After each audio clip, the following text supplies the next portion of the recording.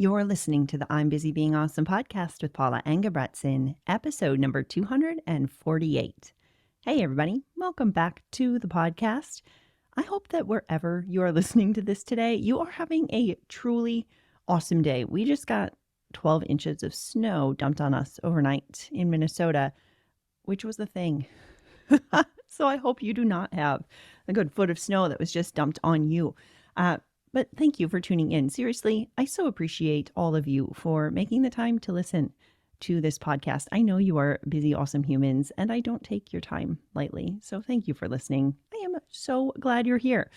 Today, we are unpacking a concept that I don't think I've talked about very much in depth on the podcast, but it plays a really impactful role in, frankly, almost every human's life at some point.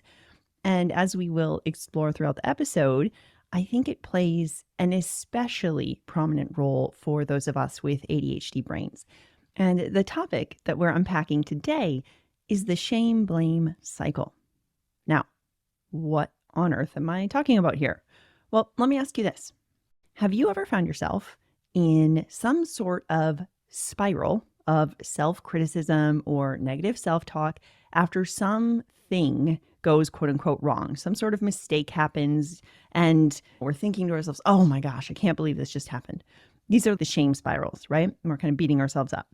And then later, we might stop pointing the finger at ourselves and instead we point our finger outward and we start passing the blame for whatever that thing was that happened to someone outside of us instead. Right? So we might start passing the blame to another person or some other outside factor. First we shame, then we blame. So let's actually put an example around this for context. Let's say that you look at your phone and you see this unread text from your friend. And the shame-blame cycle might look like this. You first think to yourself something like, oh my gosh, I am the worst friend. It has been 4 weeks since she sent this and I haven't responded. And now I can't just text her without some huge apology. What is my problem? Why can't I just stay on top of these messages? And then at some point, your brain might shift perspective because it is so uncomfortable to sit in that shame. And suddenly you're thinking something like, but honestly, why does she always drop these giant 500-word essays in a text message? If it's that important, she should just call. Who has time to respond to that kind of a huge message anyway? This is ridiculous. And then, if you're like me, you probably shift again because blaming feels equally terrible. So you start thinking, but she took all that time to send me her message. The least I could do is respond. I am so selfish. And just like that, we have gone from shame to blame and back to shame in no time flat. So if you see yourself in this pattern in some area of your life, please know you're in good company. I have been there more times than I care to admit. It is so easy to slip into these thought patterns, whether it's with our friends or colleagues or our family, random humans in the grocery store. I mean, seriously, it is so easy for the brain to go here. All brains, okay? And especially ADHD brains, as we'll talk about in a minute. Now, if you heard me give this first example of the text messages and you're like, I don't know, that's not really something that happens to me. Consider this scenario. Maybe you are working on a project for work and you are absolutely fueled by the excitement of all the ideas and things are going well. And then suddenly you hit a snag and you're totally stuck and you are keenly aware of that looming deadline and the passage of time. And you're really starting to feel that pressure mount. My guess is that at some point, the inner critic we all know so well will pop in and start saying something like, well, there you go again. What is wrong with you? When will you ever get on top of your work? If you were only more organized. Hello, shame. There you are. I know you well. And then, almost like a defense mechanism, that shame might shift outward. And we start thinking something like, well, why didn't my team provide what I needed on time? Or these instructions are so vague. Why can't they make them more clear? Or this workload is ridiculous. How can they possibly expect us to meet such outrageous standards? And now we're in blame. Does this sound familiar? We have this pendulum that constantly swings back and forth from this internal shame to external blame. And it does it in this cycle. And if we're not aware of it happening, it is so easy to miss. Now, understanding this shame-blame cycle, I think, is frankly crucial for all human brains because we all slip into it. But I think it is especially important for those of us with ADHD. As we talked about in the last few episodes 246 and 247, our brains are wired to experience these especially intense emotions and reactions, and this does make it more likely for us to fall into the shame-blame cycle. Now, as always, awareness is the first step to help us break free from the shame-blame cycle. So that's exactly why we're diving into the shame-blame cycle today, to help us create awareness and be able to start stepping out of it more often. So whether you've found yourself caught in this loop before, or you're hearing about it for the first time and you're thinking, yeah, that explains a lot. This episode is for you. So let's dive in and figure out what's actually going on here. And I'd love to start by unraveling this concept of the shame-blame cycle a little bit further. So as I mentioned, this is a cycle that many of us, especially with ADHD brains, might find ourselves caught in without even realizing it, okay? So this trap is essentially a back and forth swing between two powerful emotions. And again, I think of it like a pendulum. So we're swinging back and forth between shame and blame. Now, shame is that internal voice that's often critiquing us and making us feel less than or unworthy because of our actions or our perceived failures or who we are as humans. As usual, I love Brené Brown's definition of shame. She says it's the intensely painful feeling or experience of believing that we are flawed and therefore unworthy of love and belonging. So essentially, shame is believing that we, as humans, are wrong or flawed, okay? And shame is particularly potent for those of us with ADHD brains because our brains often amplify these feelings and make that weight of shame feel even heavier and more intense. Plus, we've often observed or been told, directly or indirectly, that the way we show up is wrong. So shame, again, is this emotion that's basically telling us that we are wrong as humans. And we've also been told that a whole lot, both directly and indirectly. So as ADHDers, we are quite accustomed to this emotion. And we often believe that inner critic quite easily, again, because we've heard it a lot. And those words cut deep. And then on the flip side, we have blame. So when the weight of that shame becomes too much, many of us have an instinct to deflect it outward. And so we start attributing all the struggles or the mistakes that we made or the things that happen to external factors or to other people. It's almost like this knee-jerk reaction that we do to protect ourselves from that sting of the shame. Now, when I talk about this with my clients, as I mentioned, I often describe it as a pendulum swinging back and forth. So on the one end, we have shame that's pulling us down with that heavy inner critic. And then on the opposite side, we have blame, which pushes us outward, and we're looking for somewhere else to pin our discomfort. And this motion really keeps us in this perpetual cycle. And since both emotions are super uncomfortable, it does not feel good to feel shame or blame. It feels awful.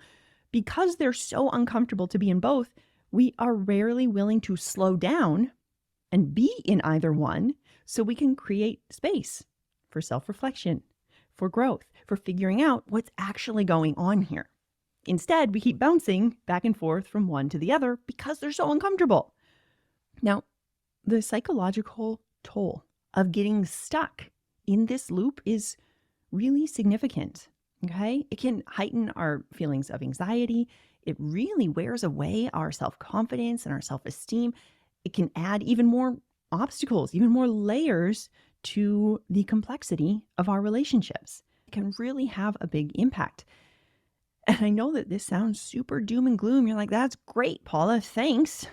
But what I want to mention here is that it's so important to pause and recognize what's going on, to see it and talk about it for what it is. Because once we start understanding this cycle and we begin recognizing we're caught in it and we start learning about its dynamics, it helps us slow down that pendulum's swing and start aiming for a space somewhere in the middle. That space when the pendulum stops swinging so wildly from one side to the next. We find the middle of that spectrum, because once you reach the space between, what you will find is a space of acceptance. And we're going to talk about that a whole lot more in just a bit. But first, I want to explore why I think learning about this topic of shame blame is especially important for us ADHD brains. Okay? Why does the shame blame cycle seem to have a rather tight grip on our ADHD brains? So I did mention briefly at the beginning of the episode, the way our brains are wired does bring certain characteristics to the forefront that intensifies this cycle. Okay, so first of all, we have emotional dysregulation. We explored in the last two episodes, 246 and 247, that one of the hallmarks of ADHD is this obstacle of regulating our emotions, allowing our emotions without them getting so big that we act on them and allow them to impact other people, right? So our feelings can show up a bit like a large roller coaster with some high highs and some low lows, sometimes without much warning. Again, just like a roller coaster. And as you've likely experienced at some point, when it comes to shame, the emotional intensity of this feeling can turn seemingly small setbacks into an overwhelming wave of self-criticism. And not surprisingly, this makes us swing really hard and fast to the shame side of the pendulum. So we're feeling these overwhelm of self-criticism. Our brain goes, oh my gosh, this is a huge deal. I can't believe you did this. And that pendulum goes zoop, all the way over to shame. Similarly, many of us with ADHD experience rejection sensitivity, which is this heightened sensitivity to perceived or actual rejection and criticism.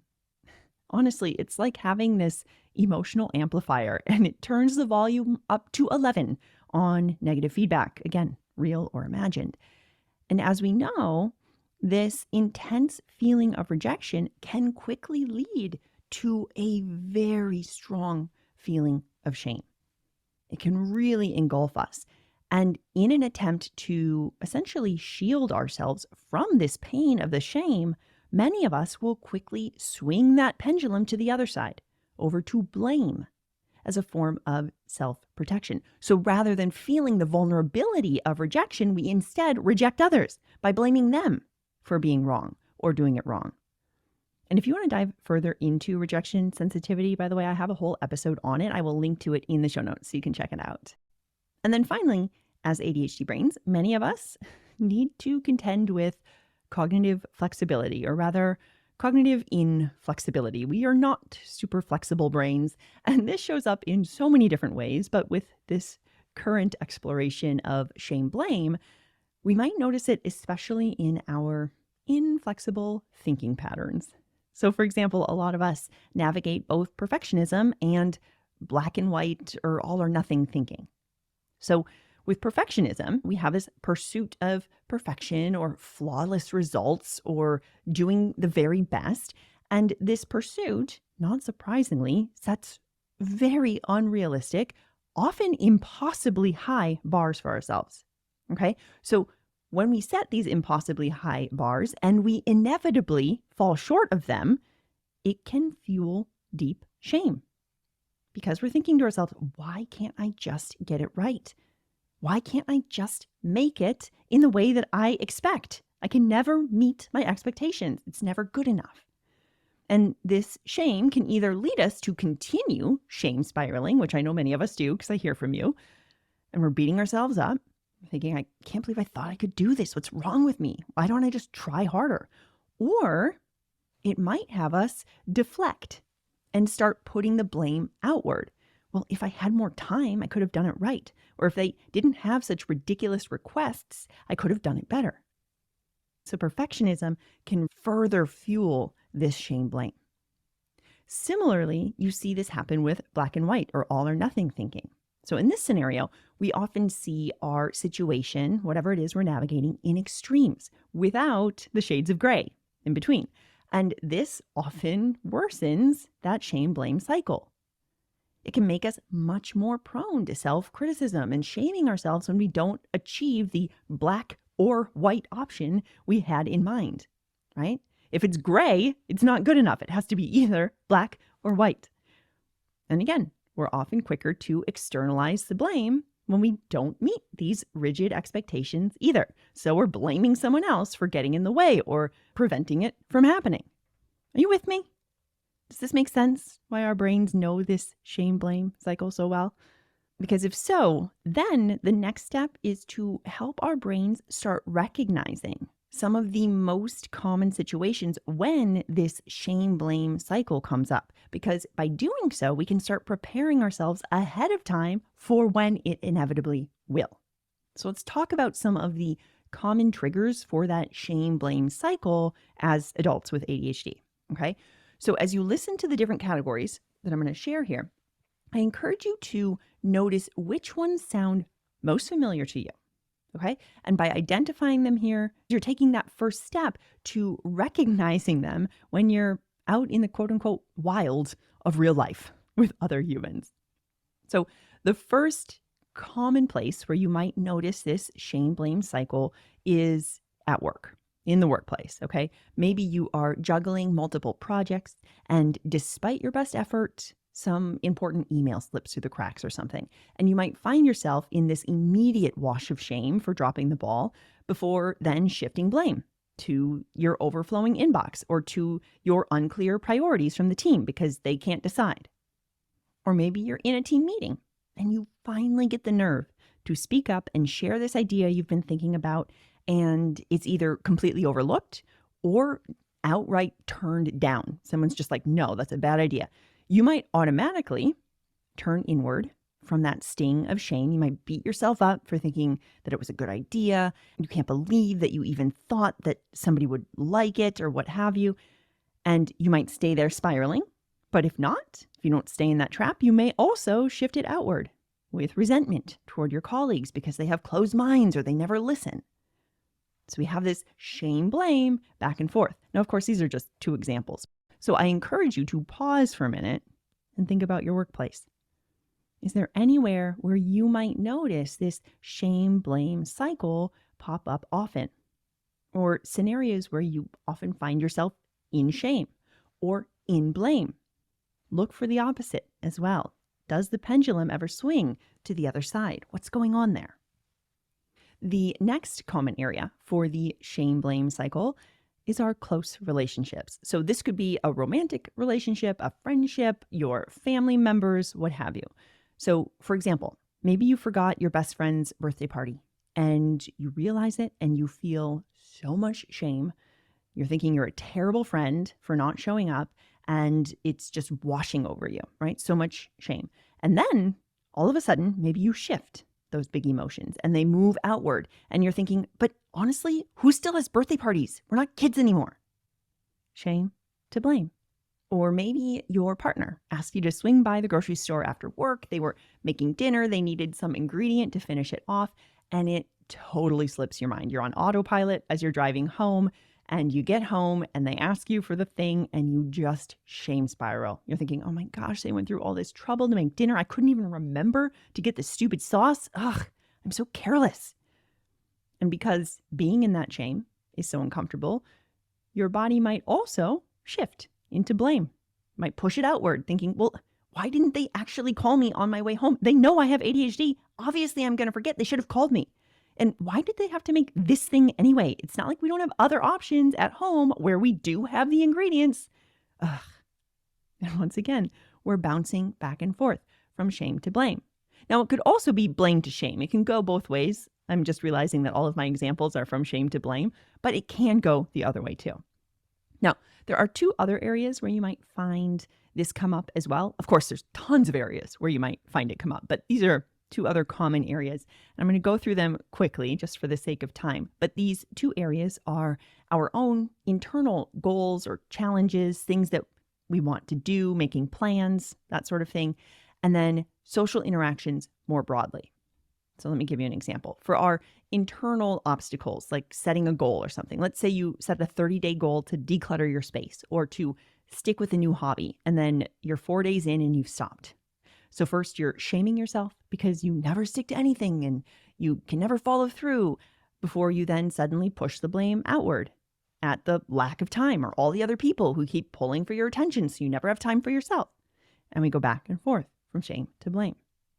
Or with the general social interactions. Okay, we've all had those moments.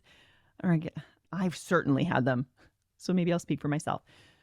I have certainly had those moments where I say something and either inwardly or outwardly cringe, thinking, oh my gosh, I can't believe that just came out of my mouth.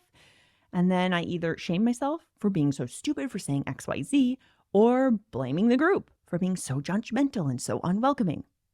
Shame to blame. Again, I'd venture to say that we all know this shame-blame cycle in some form. You may not know it in all the different categories and all the different scenarios that I've mentioned. It probably shows up differently for each of us. But I'm willing to bet that it creeps in somewhere in your life. And one of the most powerful, the most important things we can do to help us step out of this cycle is to start capturing those moments and building our awareness of when they happen most often. So for example, the other day, I had the perfect opportunity to slip into this shame-blame trap. Now, luckily, probably because I've been talking about this topic super often with my clients recently, fortunately, I was able to catch it without slipping into the shame-blame trap. But I want to talk through it to really show you how it can unfold so quickly. So Ryan and I were making dinner, and we used those liquid eggs, like the egg beaters or whatever, to make omelets, because frankly, it is so much easier than having to crack and scramble eggs and your fingers don't get all gross. Anyway, so we're using the egg beaters. We were having breakfast for dinner. I was making an omelet. I had made mine first, and then I was getting the rest of my meal ready. Ryan went to make his omelet, and he went to shake the carton, as you do, and the egg went everywhere because I hadn't screwed the top on tight. Now, I had stepped out of the kitchen because I was feeding the dog, and I heard Ryan go, what the? Now, again, I was feeding Bruno. I was in the other room. I didn't see it happen. So I just kind of called to him, what's wrong? And he didn't respond. And I was worried that he burned himself, because we have this, those flat cooktops. It's not like where there's a flame, but it's I can't remember the name of this type of cooktop, but it's the one that stays hot for a long time and it's just flat, so you don't know that it's hot. Anyway, I thought he might have burned himself or something, like put his hand on the burner. So I said, are you hurt? Are you okay? And he responds back. He goes, no, I'm fine. And he tells me that the cover wasn't on the egg carton, and he just flung egg all over the kitchen and his sweatshirt and, quite frankly, everywhere. I mean, it was everywhere. So I immediately felt this rush of emotion come over me. And again, because I have practiced this a lot, I was able to notice what was happening. I noticed the shame. I paused. I took a few belly breaths, like I talked about in last week's episode in 247. And I noticed the shame, but then I quickly felt it loosen its grip as I responded. Okay, so how I actually responded was basically, oh no, oh my gosh, it's totally my fault. I thought I screwed that on. I'm so sorry, Rye. I'll be right there to help you clean it up. I'm sorry. This sucks. Okay. Now, this is not my first rodeo. Let me tell you, there are countless times in the past when I did not catch it and I slipped directly into the shame-blame cycle. So much so that I can tell you step by step what would have happened if I had not caught it. Okay, so this is what would have happened if I was not coaching my brain and working through this. Okay, I first would have started a big shame spiral. I would have thought something like, what the heck, Paula, what is your problem? Why do you never put anything back properly? It's just a cap. Screw it back on. It's not that hard. Look at this mess you've made. And now you've not only wasted all the ingredients and the time, but Ryan's probably so angry. You ruined the night. Way to go. Seriously, my brain, then it would just keep going. But eventually, being in that shame spiral would have gotten so uncomfortable for my body that I would have thrown the emotion outward. And I would have likely thought, well, why didn't he just check the top? Who starts shaking something without checking a top and making sure it's screwed on? Everybody knows to do that. And so on and so forth as I continued swinging back and forth between the shame-blame pendulum, frankly, completely ruining the night for myself. Okay. Now, like I said, I did fortunately catch this when it was happening before I went into that cycle. So it did allow me to step back and actually land in the middle. Okay. And this is where we're heading. We are working to land in the middle. And in the middle, we find a place of acceptance. So what happened to me, because I didn't slip into that shame-blame cycle, I paused. And I paused in the facts of what actually happened and what was true for my experience. Okay, the facts were I did not screw the top on the egg carton. I just put the little cover on top, apparently, and didn't screw it tight or something. And then Ryan shook the egg carton and egg went everywhere. That is what happened. And I wanted to think, oh my gosh, that totally sucks. I would have been super dysregulated if it happened to me. And I wanted to apologize because I was sorry that it happened. And I went to help clean up the mess because I wanted to. And if the situation was flipped, I hope Ryan would have helped me too. Okay, so getting to that place of acceptance, of identifying the facts of what was true for me in the moment. Oh my gosh, that was totally my fault. I am so sorry. I'll be right there to help you. Not that I am a shameful human for existing and for forgetting. No, it was a mistake. And I'm really sorry that it happened. And I'm going to be there to help clean it up. Okay? That's how I wanted to show up. Now, I will be the first to admit that I am also incredibly fortunate to have a partner, Ryan, who doesn't criticize me or hold grudges when I make mistakes like this. Okay. He never uses it against me. I mean, he's a really great human. So instead of getting angry and saying, yeah, you should be sorry. What the heck were you thinking? Just screw it on, right? And just reinforcing all the internal judgment I would have already had. He instead responded to my energy. He knew it was an accident and he was able to shake it off really quickly. So again, I know not everyone has a similar situation like I do, but in this example, I hope that it demonstrates how we can stop that pendulum mid-swing and let it land in the center. I could have gone from the shame to the blame and let that pendulum keep swinging, but instead I paused and I took some breaths and I went, oh man, oh, I'm so sorry. That's totally my fault.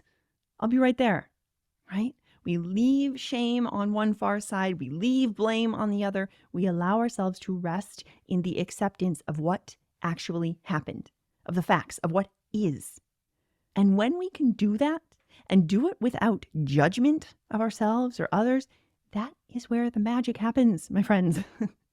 Because when we can get there without the judgment, we are able to show up with so much more intentionality in the way that we want to. So step one in this process of getting out of the shame-blame cycle is first to start increasing your awareness of where that shame-blame cycle pops up most often. Again, it's going to vary for everybody. So where do you notice it? Do you notice it at work? Is it in your close relationships? Do you notice it when you're setting your own personal goals or expectations or plans for yourself? Do you experience it when you're around other people that you don't know very well? And do you notice whether you shift into shame first, followed by blame? Do you go to blame first and then find yourself in shame? Or do you tend to stay in one and rarely swing to the other side? All of this is really valuable data to gather.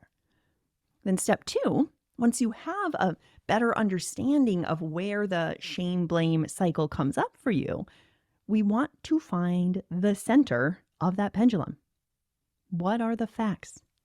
What actually happened here? If we removed all the judgment of ourselves, of others, what is the actual truth of the experience? Okay, that's step 2. Then we get to step 3. So I just want to remind us all that this takes practice, often a lot of practice. So maybe step 2.5 is to give yourself a whole lot of grace. Okay. Now, in step 3, you may also find that if you feel especially dysregulated, if you are really far over on the shame side of the pendulum or the blame side of the pendulum, and you're trying to force yourself into that middle of acceptance, it's probably not going to feel available to you. And that's okay. We don't want to force ourselves here. Okay. When we force ourselves to get to that place, it turns into toxic positivity. Okay. It just doesn't work. We're just trying to slap positive thoughts on a situation. And that's not going to help us shift and feel better and move through the emotion because we don't actually believe it. So if you're having a hard time shifting out of shame or out of blame, no problem.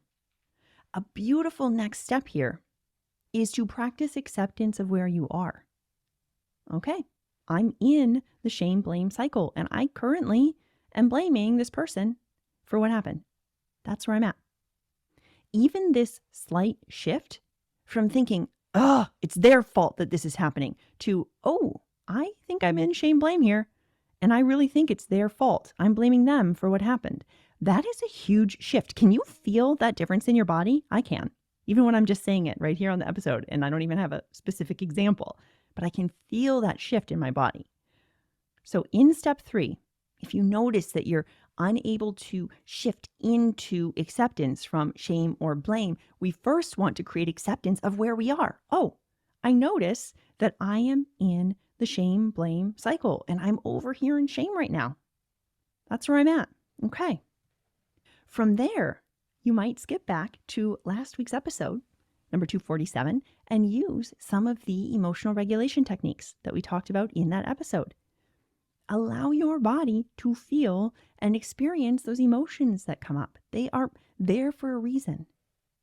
And as you give yourself the space to feel those emotions, you're going to find it easier to get to the center of that swinging pendulum. The pendulum's not going to be swinging so widely, and eventually it's going to settle in the center and land in that place of acceptance without all of the painful judgment attached, because you allow yourself to be with the emotion and move through it. Now, again, I want to reinforce that this takes practice. It is not a one and done thing. It takes a lot of practice. In fact, if this is new to you, I think it's a great topic to explore with a coach or with your therapist. And I say this because if we don't do this exercise carefully, it can be easy to use the tool against ourselves as well. Now, I'm not going to get into all of this. This is like a whole other topic and the episode will get very long. But what I do want to highlight is that there are times when we want to feel angry about what's going on, or we want to blame someone else, or we want to feel sad about the thing, okay? Depending on the situation at hand and where we are in the process, we don't want to shift instantly into acceptance. And so working with somebody, depending on whatever the situation is, working with someone who has that objective outside perspective and the training to help you navigate those distinctions of when you want to stay in that space versus when you want to move through it, it can be really powerful to have someone to help you do that in a safe way. Okay. So I want to offer that at the end to make sure to reach out for support if this is something you want to explore, if you can feel yourself leaning into it, but you notice that it's a challenge, that the tools that we've talked about aren't enough, be sure to reach out for support with it. So as a quick recap, the 3 steps to move out of the shame blame cycle include: number 1, begin by increasing your awareness. Identify where the shame blame cycle happens most often in your life, whether it's at work or in relationships or setting personal goals or in unfamiliar social situations or some other situation that I haven't mentioned. Where do you feel it most often? Recognize whether you tend to shift into shame first, followed by blame, or vice versa, or if you predominantly stay in one without often moving to the other. Then we get to step 2, which is to find the center. Determine the factual truth. What are the facts of the situation? And we do that by removing the judgment of ourselves and of others. This is what happened. Understand the facts that actually happened without the influence of shame or blame, and explore what's actually true for you in that moment. And then step number 3, we're practicing acceptance. So understand that it does take practice to navigate this shame-blame cycle. Give yourself a minute, give yourself some grace, and accept where you are in this process without forcing yourself into toxic positivity and just making yourself believe the positive thoughts, okay? That doesn't work. It's not effective. Don't even waste your time on it, okay? And if you're finding it challenging to shift out of shame or shift out of blame, the most powerful thing you can do is to acknowledge your current state without judgment. So you might go, oh, I notice I'm in shame blame right now. I think that's what's happening. And I see that I'm blaming this over here. That's where I'm at, right? We're doing it without judgment. This is where I'm at. And then you might give some of the emotional regulation strategies we talked about in last week's episode 247 a try. And if you find yourself often stuck in the shame-blame cycle, you might also consider working with a coach or a therapist to help you find your way through in a supportive way for your unique situation. All right, my friends, that's going to do it for us this week. And if you want to learn how to move out of the shame-blame cycle and find acceptance in your life, if you're ready to learn how to support your ADHD in a way that's best for you, I invite you to check out today's show notes where you can learn more about how we can work together, both in my small group coaching program, We're Busy Being Awesome, and one-on-one coaching. Also, if you want to learn my simple step-by-step approach to locking in a routine and making it stick, you can check out my free course, The ADHD Routine Revamp. Just tap through the link in the show notes or head to I'mBusyBeingAwesome.com/routine to sign up. Until next time, keep being awesome. I'll talk with you soon.